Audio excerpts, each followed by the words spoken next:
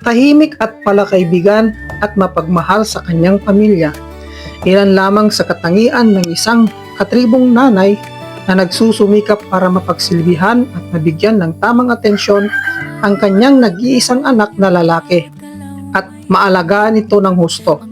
Sa kanyang paglaki at pagtungtong sa edad na siya ay mag-aral, naisip niya na sa pamamagitan ng Alternative Learning System program ay matutulungan niya ang kanyang anak sa mga gawain sa eskwela.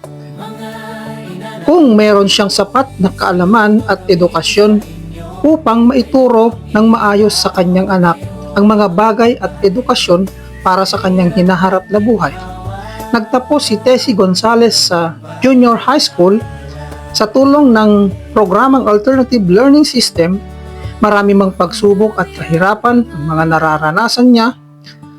Sa pamamagitan ng suporta ng kanyang asawa, ay nagpatuloy sa pag-aaral dahil sa kanilang pangarap na mag-asawa ay mabigyan ng tamang gabay ang nag-iisa nilang anak. Sa mga katulad nila na katribo, ay alam natin na laging may diskriminasyon. Ngunit dahil sa determinasyon at sipag, ay pagtatagumpayan niya sa tulong ng Panginoong Diyos.